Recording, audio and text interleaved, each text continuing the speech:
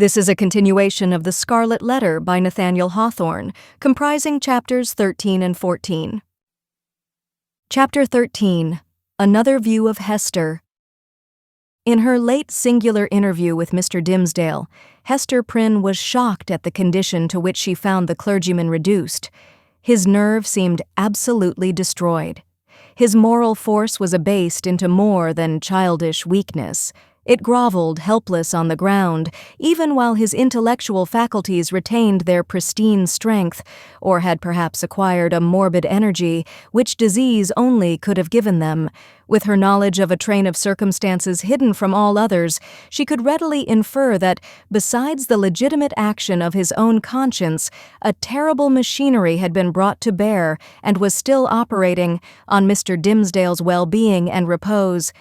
Knowing what this poor fallen man had once been, her whole soul was moved by the shuddering terror with which he had appealed to her, the outcast woman, for support against his instinctively discovered enemy. She decided, moreover, that he had a right to her utmost aid. Little accustomed, in her long seclusion from society, to measure her ideas of right and wrong by any standard external to herself, Hester saw, or seemed to see, that there lay a responsibility upon her, in reference to the clergyman, which she owed to no other, nor to the whole world besides. The links that united her to the rest of humankind, links of flowers or silk or gold or whatever the material, had all been broken. Here was the iron link of mutual crime, which neither he nor she could break. Like all other ties, it brought along with it its obligations. Hester Prynne did not now occupy precisely the same position in which we beheld her during the earlier periods of her ignominy. Years had come and gone. Pearl was now 7 years old. Her mother, with the scarlet letter on her breast, glittering in its fantastic embroidery, had long been a familiar object to the townspeople. As is apt to be the case when a person stands out in any prominence before the community, and at the same time interferes neither with public nor individual interests and convenience, a species of general regard had ultimately grown up in reference to Hester Prynne. It is to the credit of human nature that, except where its selfishness is brought into play, it loves more readily than it hates. Hatred, by a gradual and quiet process, will even be transformed to love, unless the change be impeded by a continually new irritation of the original feeling of hostility. In this matter of Hester Prynne, there was neither irritation nor irksomeness. She never battled with the public, but submitted uncomplainingly to its worst usage. She made no claim upon it. In requital for what she suffered, she did not weigh upon its sympathies. Then, also, the blameless purity of her life during all these years in which she had been set apart to infamy was reckoned largely in her favor. With nothing now to lose in the sight of mankind, and with no hope and seemingly no wish of gaining anything, it could only be a genuine regard for virtue that had brought back the poor wanderer to its paths. It was perceived, too, that while Hester never put forward even the humblest title to share in the world's privileges, further than to breathe the common air and earn daily bread for little Pearl and herself by the faithful labor of her hands, she was quick to acknowledge her sisterhood with the race of man whenever benefits were to be conferred. None so ready as she to give of her little substance to every demand of poverty, even though the bitter-hearted pauper threw back a jibe in requital of the food brought regularly to his door, or the garments wrought for him by the fingers that could have embroidered a monarch's robe. None so self-devoted as Hester, when pestilence stalked through the town. In all seasons of calamity, indeed, whether general or of individuals, the outcast of society at once found her place. She came, not as a guest, but as a rightful inmate, into the household that was darkened by trouble, as if its gloomy twilight were a medium in which she was entitled to hold intercourse with her fellow creatures. There glimmered the embroidered letter, with comfort in its unearthly ray. Elsewhere, the token of sin, it was the taper of the sick chamber. It had even thrown its gleam, in the sufferer's hard extremity, across the verge of time. It had shown him where to set his foot, while the light of earth was fast becoming dim, and ere the light of futurity could reach him.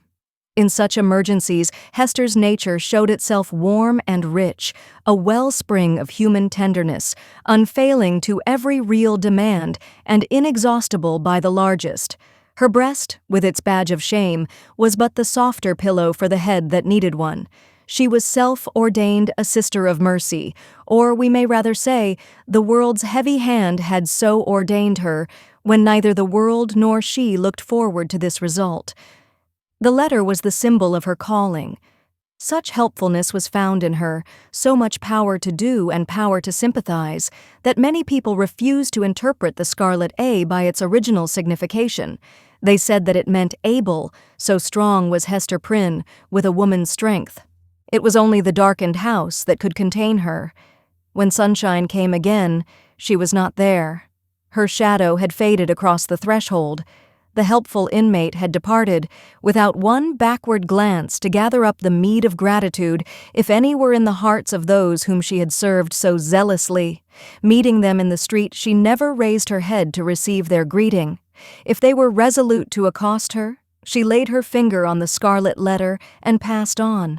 This might be pride, but was so like humility that it produced all the softening influence of the latter quality on the public mind. The public is despotic in its temper. It is capable of denying common justice when too strenuously demanded as a right, but quite as frequently it awards more than justice when the appeal is made, as despots love to have it made, entirely to its generosity. Interpreting Hester Prynne's deportment as an appeal of this nature, society was inclined to show its former victim a more benign countenance than she cared to be favored with, or, perchance, than she deserved. The rulers, and the wise and learned men of the community, were longer in acknowledging the influence of Hester's good qualities than the people. The prejudices which they shared in common with the latter were fortified in themselves by an iron framework of reasoning that made it a far tougher labor to expel them. Day by day, nevertheless, their sour and rigid wrinkles were relaxing into something which, in the due course of years, might grow to be an expression of almost benevolence. Thus it was with the men of rank, on whom their eminent position imposed the guardianship of the public morals. Individuals in private life, meanwhile, had quite forgiven Hester Prynne for her frailty. Nay, more, they had begun to look upon the scarlet letter as the token, not of that one sin, for which she had borne so long and dreary a penance, but of her many good deeds since. "Do you see that woman with the embroidered badge?" they would say to strangers. "It is our Hester, the town's own Hester, who is so kind to the poor, so helpful to the sick, so comfortable to the afflicted." Then it is true the propensity of human nature to tell the very worst of itself, when embodied in the person of another, would constrain them to whisper the black scandal of bygone years. It was none the less a fact, however, that in the eyes of the very men who spoke thus, the scarlet letter had the effect of the cross on a nun's bosom. It imparted to the wearer a kind of sacredness, which enabled her to walk securely amid all peril. Had she fallen among thieves, it would have kept her safe. It was reported and believed by many that an Indian had drawn his arrow against the badge and that the missile struck it, but fell harmless to the ground. The effect of the symbol, or rather of the position in respect to society that was indicated by it, on the mind of Hester Prynne herself, was powerful and peculiar. All the light and graceful foliage of her character had been withered up by this red-hot brand, and had long ago fallen away, leaving a bare and harsh outline, which might have been repulsive had she possessed friends or companions to be repelled by it. Even the attractiveness of her person had undergone a similar change. It might be partly owing to the studied austerity of her dress, and partly to the lack of demonstration in her manners. It was a sad transformation, too, that her rich and luxuriant hair had either been cut off or was so completely hidden by a cap that not a shining lock of it ever once gushed into the sunshine. It was due in part to all these causes, but still more to something else, that there seemed to be no longer anything in Hester's face for love to dwell upon. Nothing in Hester's form, though majestic and statue-like, that passion would ever dream of clasping in its embrace. Nothing in Hester's bosom to make it ever again the pillow of affection. Some attribute had departed from her, the permanence of which had been essential to keep her a woman. Such is frequently the fate, and such the stern development, of the feminine character and person when the woman has encountered and lived through an experience of peculiar severity. If she be all tenderness, she will die. If she survive, the tenderness will either be crushed out of her, or, and the outward semblance is the same, crushed so deeply into her heart that it can never show itself more. The latter is perhaps the truest theory. She who has once been woman, and ceased to be so, might at any moment become a woman again if there were only the magic touch to effect the transfiguration. We shall see whether Hester Prynne were ever afterwards so touched, and so transfigured. Much of the marble coldness of Hester's impression was to be attributed to the circumstance that her life had turned in a great measure from passion and feeling to thought. Standing alone in the world, alone as to any dependence on society, and with little Pearl to be guided and protected, alone and hopeless of retrieving her position, even had she not scorned to consider it desirable, she cast away the fragments of a broken chain. The world's law was no law for her mind. It was an age in which the human intellect, newly emancipated, had taken a more active and a wider range than for many centuries before. Men of the sword had overthrown nobles and kings. Men bolder than these had overthrown and rearranged, not actually, but within the sphere of theory which was their most real abode, the whole system of ancient prejudice, wherewith was linked much of ancient principle. Hester Prynne imbibed this spirit. She assumed a freedom of speculation, then common enough on the other side of the Atlantic, but which our forefathers, had they known it, would have held to be a deadlier crime than that stigmatized by the Scarlet Letter. In her lonesome cottage by the seashore, thoughts visited her, such as dared to enter no other dwelling in New England. Shadowy guests, that would have been as perilous as demons to their entertainer, could they have been seen so much as knocking at her door. It is remarkable that persons who speculate the most boldly often conform with the most perfect quietude to the external regulations of society. The thought suffices them, without investing itself in the flesh and blood of action. So it seemed to be with Hester. Yet, had little Pearl never come to her from the spiritual world, it might have been far otherwise. Then she might have come down to us in history, hand in hand with Anne Hutchinson, as the foundress of a religious sect. She might, in one of her phases, have been a prophetess.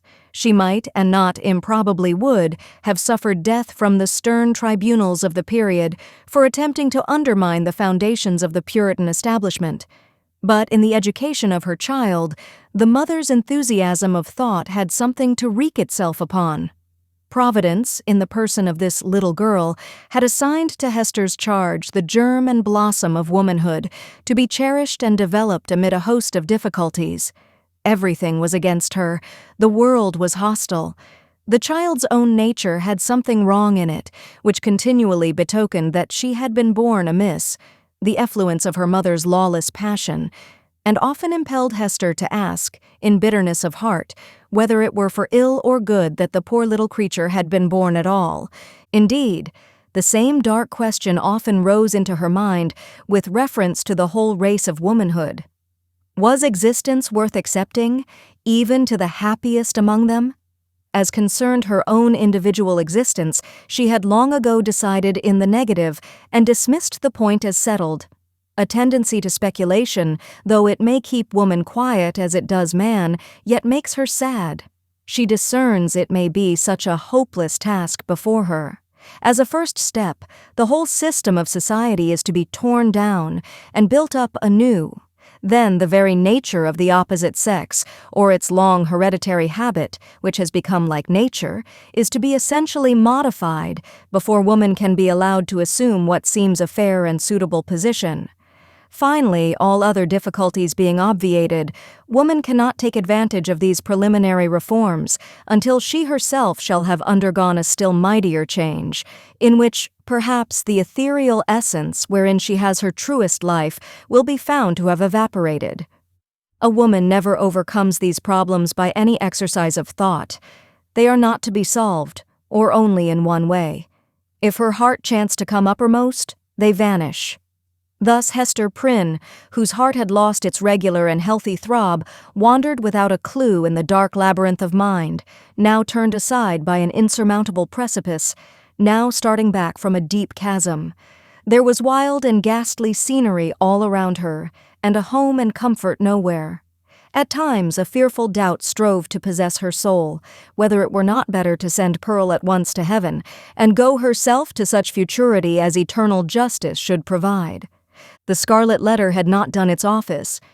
Now, however, her interview with the Reverend Mr. Dimmesdale, on the night of his vigil, had given her a new theme of reflection, and held up to her an object that appeared worthy of any exertion and sacrifice for its attainment. She had witnessed the intense misery beneath which the minister struggled, or, to speak more accurately, had ceased to struggle. She saw that he stood on the verge of lunacy, if he had not already stepped across it. It was impossible to doubt that, whatever painful efficacy there might be in the secret sting of remorse, a deadlier venom had been infused into it by the hand that proffered relief. A secret enemy had been continually by his side, under the semblance of a friend and helper, and had availed himself of the opportunities thus afforded for tampering with the delicate springs of Mr. Dimmesdale's nature. Hester could not but ask herself whether there had not originally been a defect of truth, courage, and loyalty on her own part in allowing the minister to be thrown into a position where so much evil was to be foreboded and nothing auspicious to be hoped. Her only justification lay in the fact that she had been able to discern no method of rescuing him from a blacker ruin than had overwhelmed herself, except by acquiescing in Roger Chillingworth's scheme of disguise. Under that impulse she had made her choice, and had chosen, as it now appeared, the more wretched alternative of the two. She determined to redeem her error, so far as it might yet be possible. Strengthened by years of hard and solemn trial, she felt herself no longer so inadequate to cope with Roger Chillingworth as on that night, abased by sin and half-maddened by the ignominy that was still new when they had talked together in the prison chamber. She had climbed her way since then to a higher point. The old man, on the other hand, had brought himself nearer to her level, or perhaps below it, by the revenge which he had stooped for. In fine, Hester Prynne resolved to meet her former husband and do what might be in her power for the rescue of the victim on whom he had so evidently set his gripe. The occasion was not long to seek. One afternoon, walking with Pearl in a retired part of the peninsula, she beheld the old physician, with a basket on one arm and a staff in the other hand, stooping along the ground in quest of roots and herbs to concoct his medicines withal. Chapter 14. Hester and the Physician. Hester bade little Pearl run down to the margin of the water and play with the shells and tangled seaweed until she should have talked a while with yonder gatherer of herbs. So the child flew away like a bird, and making bare her small white feet, went pattering along the moist margin of the sea. Here and there she came to a full stop, and peeped curiously into a pool, left by the retiring tide as a mirror for Pearl to see her face in. Forth peeped at her, out of the pool, with dark, glistening curls around her head, and an elf smile in her eyes, the image of a little maid, whom Pearl, having no other playmate, invited to take her hand and run a race with her. But the visionary little maid, on her part, beckoned likewise, as if to say, "This is a better place, come thou into the pool." And Pearl, stepping in, mid-leg deep, beheld her own white feet at the bottom, while out of a still lower depth came the gleam of a kind of fragmentary smile, floating to and fro in the agitated water. Meanwhile her mother had accosted the physician. "I would speak a word with you," said she, "a word that concerns us much." "Aha! And is it Mistress Hester that has a word for old Roger Chillingworth?" answered he, raising himself from his stooping posture. "With all my heart. Why, mistress, I hear good tidings of you on all hands. No longer ago than yester-eve, a magistrate, a wise and godly man, was discoursing of your affairs, Mistress Hester, and whispered me that there had been question concerning you in the council. It was debated whether or no, with safety to the common weal, yonder scarlet letter might be taken off your bosom. On my life, Hester, I made my entreaty to the worshipful magistrate that it might be done forthwith. It lies not in the pleasure of the magistrates to take off this badge, calmly replied Hester. "Were I worthy to be quit of it, it would fall away of its own nature, or be transformed into something that should speak a different purport." "Nay, then, wear it if it suit you better," rejoined he. "A woman must needs follow her own fancy, touching the adornment of her person. The letter is gaily embroidered, and shows right bravely on your bosom." All this while, Hester had been looking steadily at the old man, and was shocked, as well as wonder-smitten, to discern what a change had been wrought upon him within the past 7 years. It was not so much that he had grown older, for though the traces of advancing life were visible, he bore his age well and seemed to retain a wiry vigor and alertness. But the former aspect of an intellectual and studious man, calm and quiet, which was what she best remembered in him, had altogether vanished, and been succeeded by an eager, searching, almost fierce, yet carefully guarded look.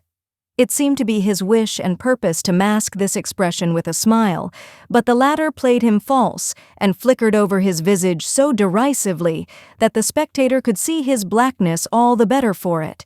Ever and anon, too, there came a glare of red light out of his eyes, as if the old man's soul were on fire, and kept on smoldering duskily within his breast, until by some casual puff of passion it was blown into a momentary flame. This he repressed as speedily as possible, and strove to look as if nothing of the kind had happened. In a word, old Roger Chillingworth was a striking evidence of man's faculty of transforming himself into a devil, if he will only for a reasonable space of time undertake a devil's office. This unhappy person had effected such a transformation by devoting himself for 7 years to the constant analysis of a heart full of torture, and deriving his enjoyment thence, and adding fuel to those fiery tortures which he analyzed and gloated over.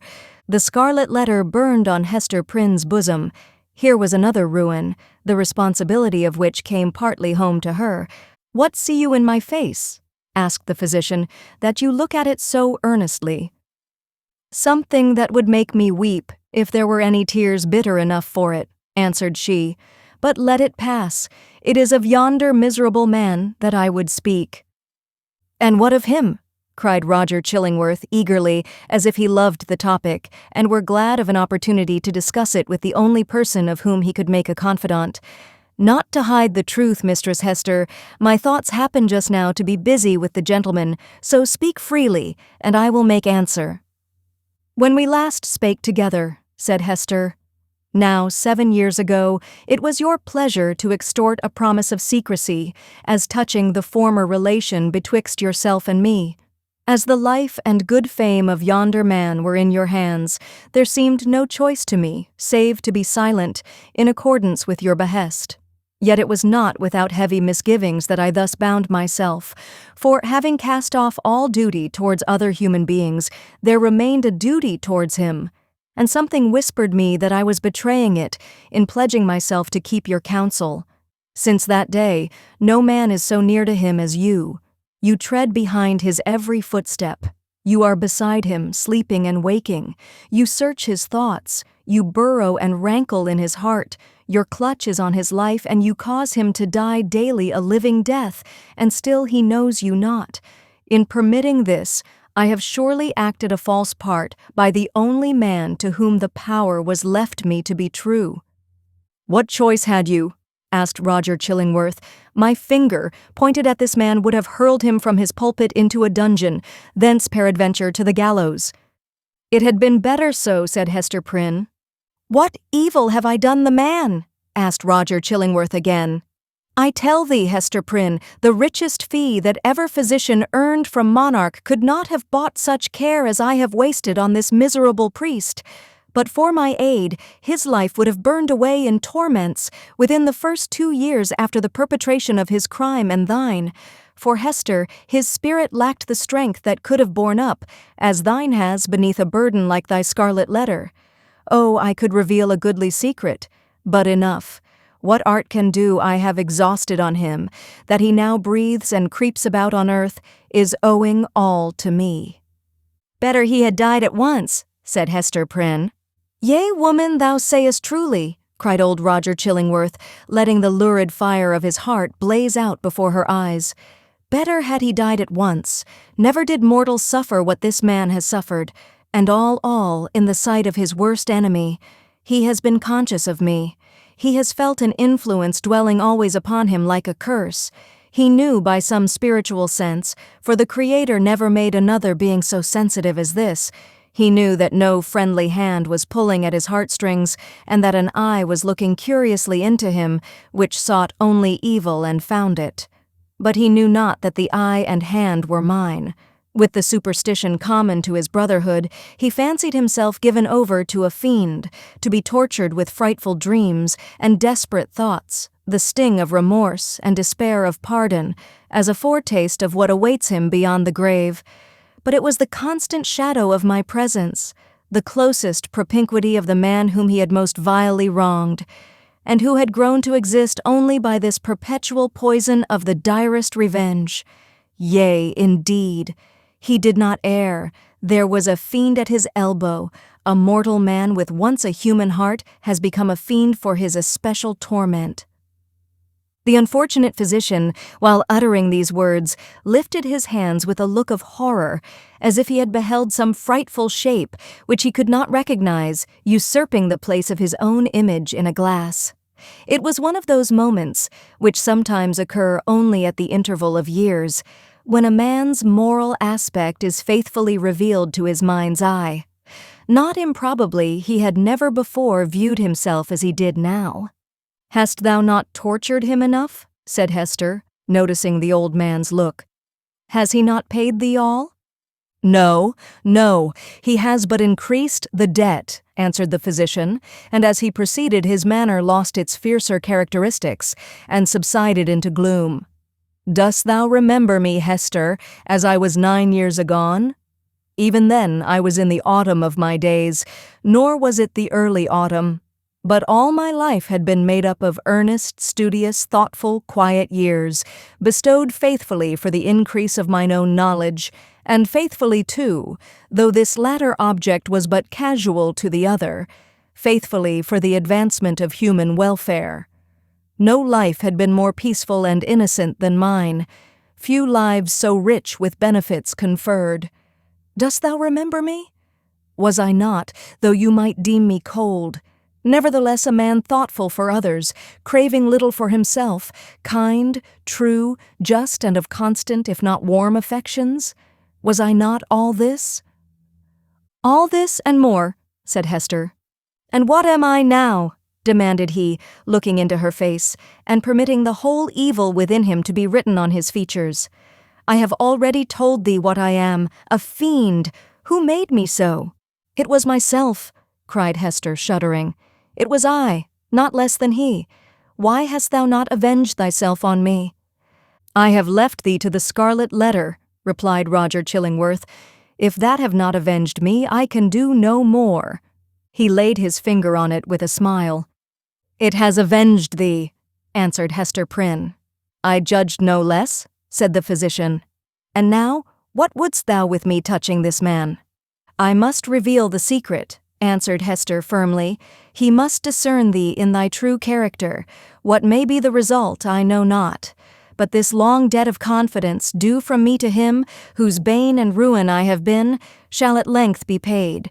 So far as concerns the overthrow or preservation of his fair fame and his earthly state, and perchance his life, he is in thy hands.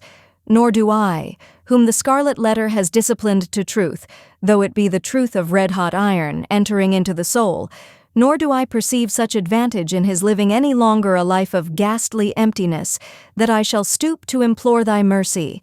Do with him as thou wilt. There is no good for him, no good for me, no good for thee. There is no good for little Pearl. There is no path to guide us out of this dismal maze." "Woman, I could well nigh pity thee," said Roger Chillingworth, unable to restrain a thrill of admiration too, for there was a quality almost majestic in the despair which she expressed. "Thou hadst great elements. Peradventure, hadst thou met earlier with a better love than mine, this evil had not been. I pity thee for the good that has been wasted in thy nature." "And I thee," answered Hester Prynne, "for the hatred that has transformed a wise and just man to a fiend. Wilt thou yet purge it out of thee, and be once more human?" If not for his sake, then doubly for thine own. Forgive and leave his further retribution to the power that claims it. I said but now that there could be no good event for him, or thee, or me, who are here wandering together in this gloomy maze of evil, and stumbling at every step over the guilt wherewith we have strewn our path. It is not so. There might be good for thee, and thee alone, since thou hast been deeply wronged, and hast it at thy will to pardon. Wilt thou give up that only privilege? Wilt thou reject that priceless benefit? Peace, Hester, peace, replied the old man with gloomy sternness. It is not granted me to pardon. I have no such power as thou tellest me of. My old faith, long forgotten, comes back to me, and explains all that we do and all we suffer. By thy first step, awry thou didst plant the germ of evil, but since that moment it has all been a dark necessity. Ye that have wronged me are not sinful, save in a kind of typical illusion. Neither am I fiend-like, who have snatched a fiend's office from his hands. It is our fate. Let the black flower blossom as it may. Now go thy ways, and deal as thou wilt with yonder man. He waved his hand and betook himself again to his employment of gathering herbs. This concludes the 10th part of 15 total of The Scarlet Letter by Nathaniel Hawthorne, produced by Best Audiobooks for free.